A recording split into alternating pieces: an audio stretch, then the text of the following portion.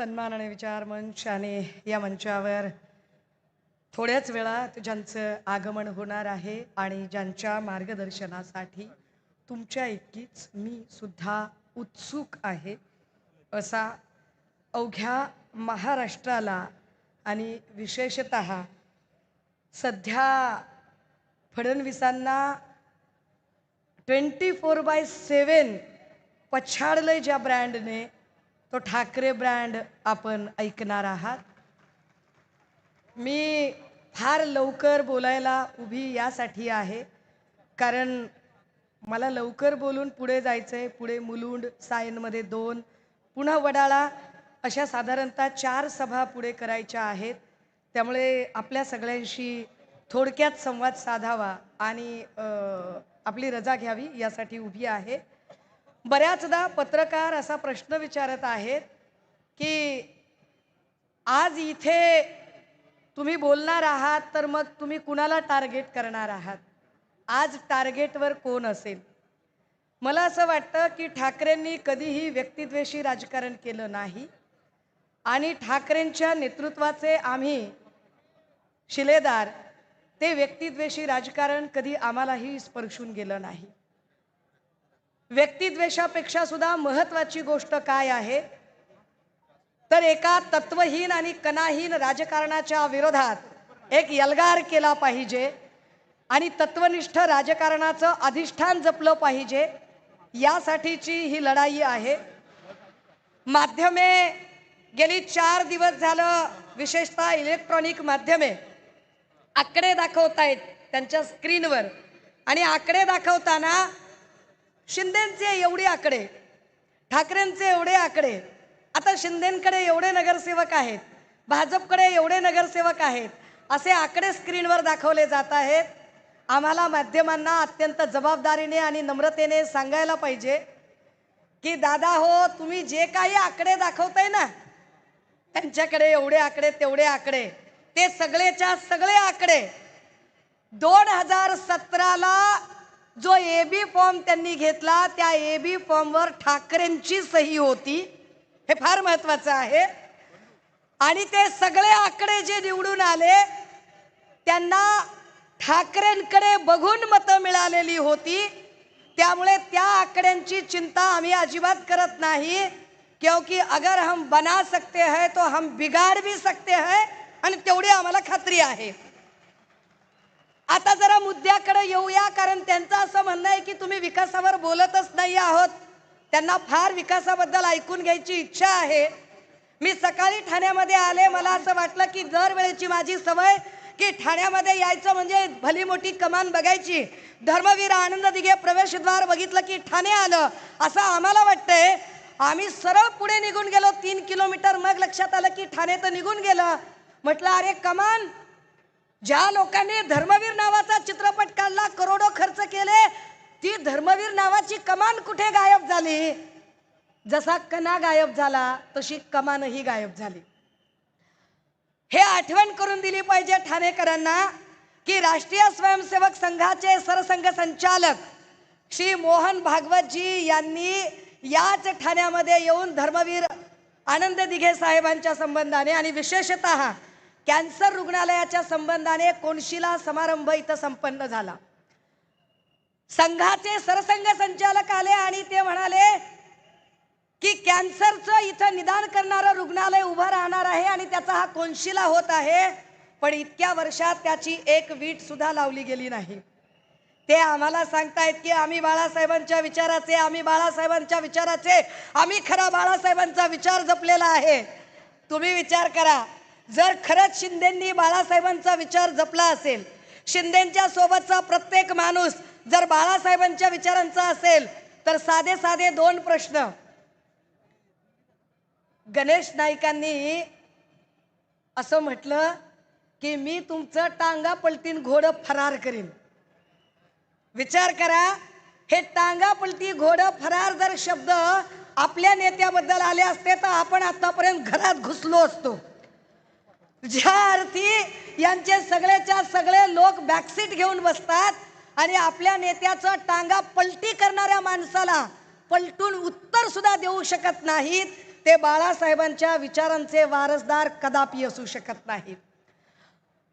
मी जरा दुसरं उदाहरण सांगितलं पाहिजे की ते म्हणतायत की नाही नाही आम्ही बाळासाहेबांच्या विचारांचे, तर एकमेव द्वितीय हिंदू हृदय सम्राट बाळासाहेब ठाकरे असं म्हणतात की कायम मुंबईवर शिवसेनेचा, मुंबई बीएमसीवर शिवसेनेचा भगवा फडकायला हवा. आता किती दुर्दैवी परिस्थिती आहे की भाजपचा महापौर होण्यासाठी अवघी शिंदे सेना कामाला लागलेली आहे. त्यांच्या पक्षाचा महापौर करण्यासाठी नाही, भाजपचा महापौर करण्यासाठी ते सगळे आपली ताकद पणाला लावत आहेत. आणि किती स्वाभिमान गहाण टाकावा की जिथे तिथे जे होर्डिंग लागलेले आहेत, हे जर होर्डिंग नीट बघितले तर भाजपा महायुती इथे तरी त्यांनी बाण लावलाय.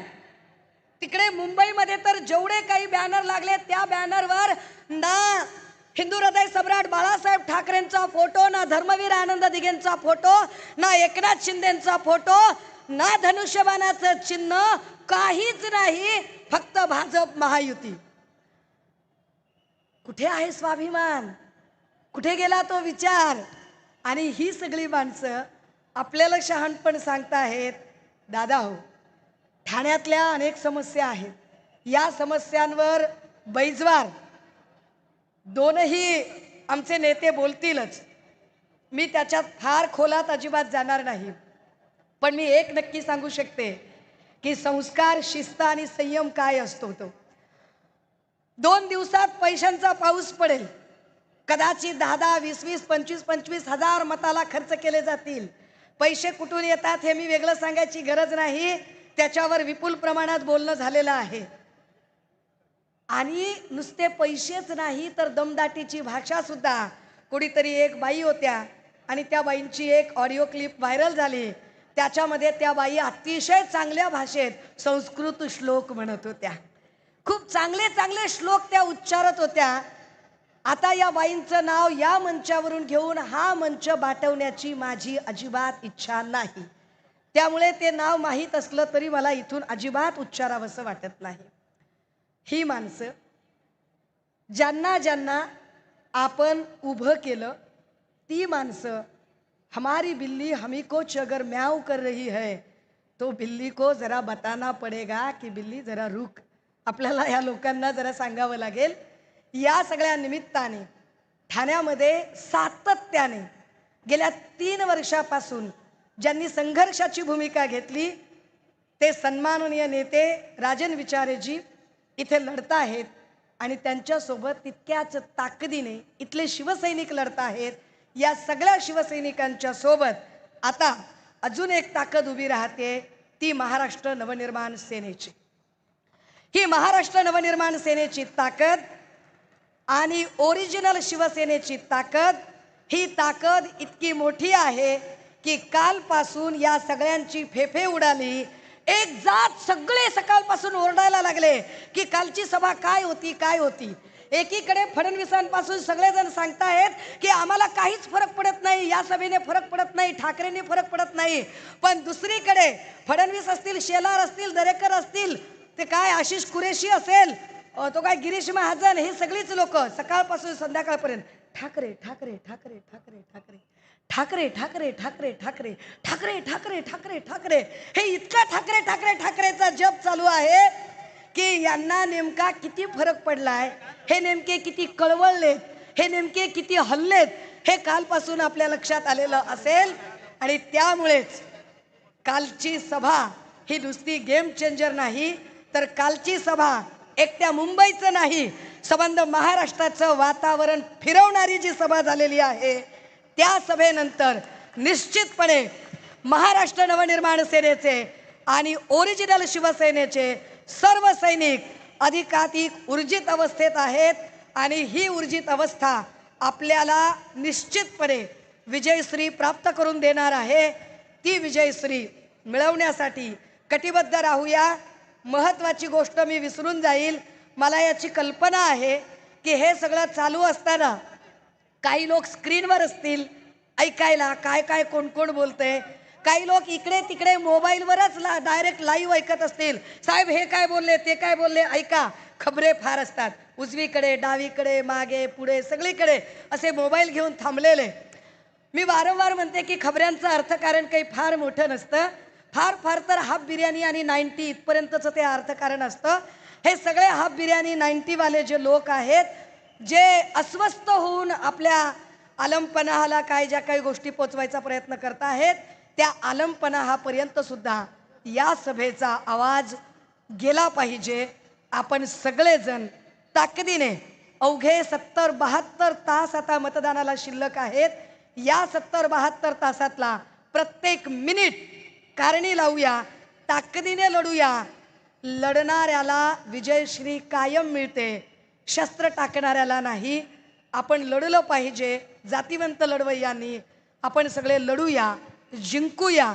या सदिच्छेसह पुनश्च एकदा माझ्या बोलण्याने कुणाचीही, कुठल्याही गद्दारांची, विश्वासघातक्यांची किंवा अजून कोणाकोणाची, किंवा काही जण आपल्यात असूनही आपला गेम करायला जे थांबलेले असतात, ते आपल्यात वावरतात पण आपल्यालाच जणू काहीतरी आपल्यातले गुप्तहेर बनून राहतात. अशांना जर या सगळ्या बोलण्याचा राग आला असेल, उपमर्द झाला असेल, चुकून वाकून त्यांना वाईट वाटलं असेल, कुणाच्या भावना दुखायला गेल्या असतील, तर अशा सगळ्या त्यांचे नेते कार्यकर्ते, खबरे हुजरे मुजरे जे काही आहेत, या सगळ्यांची यापैकी एकाचीही माफी अजिबात मागणार नाही. मला हेच बोलायचं होतं आणि असंच बोलायचं होतं. हे ठामपणे पुनश्च एकदा म्हणते आणि फक्त जाताना एवढंच विचारते, काय निशाणी आहे आपली आणि काय निशाणी आहे दुसरी? इंजिन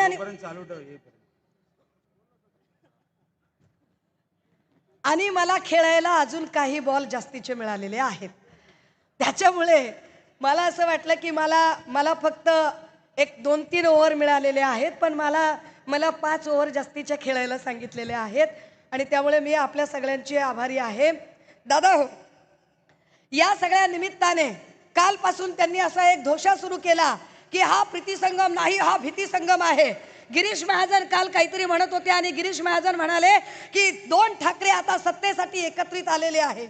बर गिरीश महाजन, आम्ही सत्तेसाठी एकत्रित आलोत का?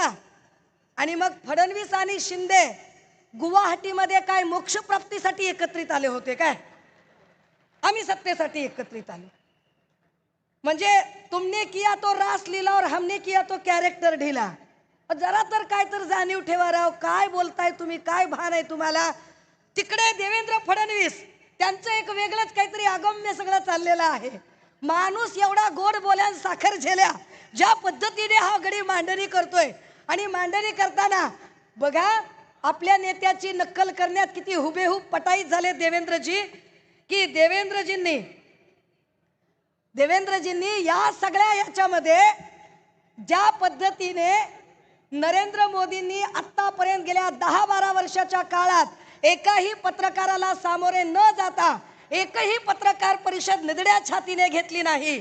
या संबंध निवडणुकीच्या काळामध्ये देवेंद्र फडणवीस ज्या काही मुलाखती देत आहेत, मुलाखत घेणारे कोण? National crush Girija Oak. मुलाखत घेणारे कोण? जपून जपून जपून पुढं धोका आहे, सई तामनकर. मुलाखत कोण घेतय? होणार असून मी, तेजश्री प्रधान. वा, काय अडचण आहे नेमकी देवेंद्र फडणवीसांची, की देवेंद्र फडणवीस एकाही पत्रकाराला मुलाखत देत नाहीत. देवेंद्र फडणवीसांना नेमकं काय म्हणायचं आहे? काय देवेंद्र फडणवीसांचा पत्रकारांवर विश्वास नाही का? देवेंद्र फडणवीस पत्रकारांना घाबरतात का? पत्रकार ग्रिल करतील, पत्रकार वाटेल ते प्रश्न विचारतील, या प्रश्नांना आपण सामोरे जाऊ शकणार नाही म्हणून ते अशा पद्धतीने सेलिब्रिटी अभिनेत्रींना मुलाखती देत सुटलेले आहेत की देवेंद्र फडणवीस मुळात महाराष्ट्रातल्या पत्रकारांना गिनायलाच तयार नाहीत. दोन्हीपैकी क्या नेमकं कारण काय आहे? विश्वास नाहीये म्हणून देत नाहीयेत, की पत्रकारांना गिनायचंच नाही असं त्यांनी ठरवलंय म्हणून ते पत्रकारांना मुलाखती देत नाहीत? जे देवेंद्र फडणवीस उठ सूट प्रत्येकाला क्लीन चिट देत आहेत, ते ड्रग्ज प्रकरणातही क्लीन चिट देत आहेत. आणि ते सांगतायत की लवकरच सगळं नेक्सस बाहेर येईल. कधी बाहेर येणार? अहो गेल्या 3 वर्षात नुसते साठेच बाहेर येत आहेत, नेक्सस अजिबातच बाहेर येत नाहीये. आणि देवेंद्रजी मात्र एकदम अतिशय गोड चेहऱ्याने सांगताहेत की आम्ही लवकरच याची माहिती करू, आम्ही याच्यामध्ये क्लीन चिट देतो. देवेंद्र फडणवीस हे काही जज नाहीत, देवेंद्र फडणवीस हे काही न्यायाधीश नाहीत की उठसूट प्रत्येकाला ते क्लीन चिट देत जातील आणि उठसूट प्रत्येक जण देवेंद्रजींच्या नावाने आता आम्हाला क्लीन चिट मिळाली, आता आम्हाला बोलायचं काहीच कारण नाही. मुळात आमची लढाई ही जेव्हा आम्ही इथल्या मराठीसाठी आहे असं म्हणतो त्यावेळेला त्या मराठीमध्ये नुसती मराठी भाषा, मराठी सत्ता, मराठी मत्ता, मराठी अस्मिता एवढंच असत नाही, तर आमची सगळी महाराष्ट्रातली पोरं व्यसनांच्या आहारी जाता कामा नये यासाठी सुद्धा ही लढाई अत्यंत महत्त्वाची ठरते. आणि म्हणून ही लढाई आम्ही लढत राहतो. ही लढाई आम्ही लढली पाहिजे, या लढाईवर आम्ही बोललं पाहिजे, आम्ही सातत्याने प्रश्न विचारले पाहिजे. पण प्रश्न विचारणाऱ्याला पुन्हा ते आपल्याला सांगतात हिंदू, आम्ही हिंदू आहोत. आता आम्हाला हिंदुत्व शिकवणारे जर तिकडे यमायमच्या पायाशी जर लोळण घेत असतील तर त्यांनी आम्हाला यम शिकवावं, त्यांनी आम्हाला हिंदुत्व सांगावं, ते आम्हाला हिंदुत्वाच्या भाषा आणि हिंदुत्वाच्या व्याख्या सांगतील. या सगळ्या भानगडीमध्ये, या सगळ्या घडामोडीमध्ये दादा हो, ही निवडणूक का महत्त्वाची आहे, या निवडणुकीमध्ये आपल्याला का सजग राहायचं आहे, या निवडणुकीमध्ये आपल्याला का एकमुखाने निर्णय घ्यायचा आहे. आपल्याला हे लक्षात आलं पाहिजे की या महाराष्ट्रामध्ये आत्तापर्यंत अगदी गेल्या 3 वर्षाचा जरी लेखाजोखा बघितला तर गेल्या 3 वर्षात सत्ता नसताना सुद्धा या महाराष्ट्रातल्या प्रत्येक प्रश्नावर जर ताकदीने कुणी आवाज उठवला असेल तर तो शिवसैनिकांनी, मनसैनिकांनी उठवलेला आहे. कुठलाही सत्तेचं पाठबळ नसताना आम्ही वारंवार इथले इल्लीगल पब बार असतील, इथले हुक्का पार्लर असतील, इथल्या इल्लीगल असणाऱ्या कुठल्याही अनाधिकृत बेकायदेशीर गोष्टी असतील, या सगळ्यांच्या साठीचा एक आवाज उठवण्याची भूमिका आपण सातत्याने घेतलेली आहे. हा आवाज अधिकाधिक जर बुलंद करायचा असेल, आमच्या लेकीवाळींना सुरक्षित ठेवायचं असेल तर गरज आहे की इथे छत्रपती शिवरायांच्या विचारांचं एक नवं शासन प्रशासन उदयाला आलं पाहिजे. कारण छत्रपती शिवरायांचं नाव घेऊन जे काही या लोकांचं राजकारण चालू आहे, मुळात यांना छत्रपतींचा जर विचार कळला असता तर इथल्या लेकीबाळींनी सुरक्षित आणि मोकळेपणाने श्वास घेतला असता. मात्र नेमकं इथल्या लेकीबाळींचं लैंगिक शोषण करणाऱ्या लोकांनाच काय भाजपची मजबुरी असेल की भाजपा ठरवून जे गुन्हेगार आहेत, जे भ्रष्ट आहेत, जे अतिरंजित आहेत अशाच लोकांना पद देत आहे. दादा हो, मला याची कल्पना आहे की या ठाण्यामध्ये राष्ट्रीय स्वयंसेवक संघाचे अनेक लोक आहेत. मला याची कल्पना आहे की इथे संघाचे पूर्णवेळ कार्यकर्ते आहेत. पण या संघाच्या पूर्णवेळ कार्यकर्त्यांना अत्यंत जबाबदारीने हे सांगितलं पाहिजे, वारुळ असतं ना, वारुळ, मुंग्या वारुळ बनवतात, एक एक कण गोळा करतात आणि वारुळ तयार करतात. पण जेव्हा वारुळ पूर्ण होतं ना तेव्हा त्यात राहण्याचं भाग्य मुंग्यांना मिळत नाही, त्यात राहायला विषारी नाग येतात. भाजपाच्या सत्तेचं वारुळ भाजपच्या छोट्या छोट्या कार्यकर्त्यांनी आणि राष्ट्रीय स्वयंसेवक संघाच्या कार्यकर्त्यांनी पूर्ण केलं. मात्र त्या वारुळात राहण्याचं भाग्य ना संघाच्या स्वयंसेवकांना मिळालं ना भाजपाच्या कार्यकर्त्यांना मिळालं. वारुळ जरी RSSच्या कार्यकर्त्यांनी बांधलं असलं तरी या वारुळामध्ये राहायला सगळे भ्रष्टाचारी, बलात्कारी, तडीपारी, गुंड, गुन्हेगार हे सगळे लोक या वारुळात राहायला आले आणि जुने सगळे चाऊस झाले. आता चाऊस, मला वेगळा शब्द माहित होता आधी. मला काय शब्द माहित होता? चाऊस म्हणजे इंग्रजी शब्दांची डिक्शनरी, चाऊस म्हणजे इंग्रजी स्पोकन क्लासेस. आता एक नवा चाऊस शब्द तयार झालेला आहे, चादर उचलणारे सदस्य. हे सगळे जे चादर उचलणारे सदस्य, जे चाऊस लोक आहेत, या चाऊस लोकांमध्ये अनेक केशव माधव अतृप्त जीवात्मे आहेत. ज्या अतृप्त जीवात्म्यांना अजूनही आतून गुदगुल्या होतात आपण बोलल्यावर. आणि त्यांना वाटतंय की कुणीतरी आपल्या दुःखाला वाचा फोडत आहे, कुणीतरी आपलं दुःख समजून घेत मांडत आहे. आत्ता ज्यांना ज्यांना उमेदवाऱ्या दिल्या त्या सगळ्या उमेदवाऱ्या जर नीट बघितल्या तर भाजपने त्यांचे सगळे निष्ठावान बाजूला ठेवले. दादा हो, हे फक्त आणि फक्त पक्ष फोडतात असं नाही, हे कुटुंब सुद्धा फोडतात. हे पक्ष फोडतात, हे कुटुंब फोडतात आणि कुटुंब फोडताना काय पद्धतीचं गलिच्छ राजकारण करतात. मी काल परवा प्रभाग क्रमांक 1, 2, 6, 7 मुंबईच्या त्या प्रभागांमध्ये गेले होते. अभिषेक घोसाळकर आमचा शिवसैनिक, दिवसा ढवळ्या अभिषेक घोसाळकरची हत्या झाली. दिवसा ढवळ्या ज्या अभिषेक घोसाळकरची हत्या झाली त्याच्या हत्येचं जगात सगळ्यात जास्त वाईट काय असेल, जगात सगळ्यात जास्त ओझं कोणत्या गोष्टीचं असेल तर वडिलांच्या खांद्यावर आपल्या पोराचं शव झालं. विनोद घोसाळकरांची काय अवस्था झाली असेल की आपल्या पोराचं शव आपल्या खांद्यावर आहे. घोसाळकर आणि घोसाळकरांच्या पत्नी न्याय मागायला भाजपकडे त्यांनी दाद मागितली, गृहमंत्र्याकडे दाद मागितली आणि काय सांगितलं फडणवीसांनी? फडणवीस म्हणाले की उद्या गाडी खाली कुत्रा मांजर आलं तरी न्याय मागायला येता का? काय संभावना करतात, कुठल्या भाषेत बोलतात, कुत्र मांजर म्हणाले. खरं तर असं बोलणाऱ्या माणसाचा तख्तोताज मी काही केल्या उलथवून टाकेन असं त्यांनी, संपले बोल, असं म्हणणाऱ्या माणसाचा तख्तोताज आम्ही जीवापाड ताकद लावून उलथवून टाकू असं म्हणायला पाहिजे होतं. पण सत्ता किती वाईट असते, संपत्ती किती वाईट असते की अभिषेक घोसाळकरांच्या साठी न्याय मिळायला लढणारी नेमकी त्यांच्या आयुष्याची जोडीदार तीच नेमकी विरोधी शत्रू गटामध्ये सामील होते आणि शत्रू गटातनं निवडणूक लढवते. अशा सगळ्या स्थितीमध्ये जे पक्ष फोडतात, जे कुटुंब फोडतात, या सगळ्या लोकांपासून जर सावध राहायचं असेल आणि मुंबईतला मराठी माणूस मग तो ठाण्यात असेल किंवा अजून काही, मुंबईतनं ठाण्यात आणि आता ठाण्यातनंही त्याला बाहेर काढायचा जो प्रयत्न केला जातोय तो प्रयत्न थांबवायचा असेल तर निश्चितपणे तुम्हाला मला सगळ्यांना आता सज्ज व्हावं लागेल आणि ताकदीने लढावं लागेल. मला असं वाटतंय की मी आता माझी जी शेवटची ओव्हर होती ती संपवली पाहिजे आणि सन्माननीय नेते संजय राऊत साहेबांचं इथं आगमन झालेलं आहे.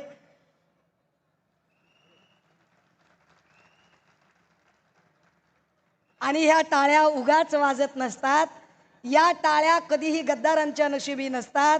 या टाळ्या खुद्दार निष्ठावंत लढवय्या सरसेनापतीसाठी असतात. सन्माननीय संजय राऊत साहेब म्हणजे निष्ठेचं समांतर नाव. त्या राऊत साहेबांच्या उपस्थितीत साहजिक आहे की मी अधिकचे बोलणे योग्य नाही. मी माझं म्हणणं मी जसं मगाशी म्हटलं की ते थांबवते आणि आपल्या सगळ्यांना पुनश्च एकदा या सभेच्या निमित्तानं आणि येणाऱ्या निवडणुकीच्या निमित्तानं विजयाच्या खूप खूप शुभेच्छा देते. थांबते, रजा घेते. जय हिंद, जय महाराष्ट्र, जय शिवसेना, जय मनसे. थँक्यू.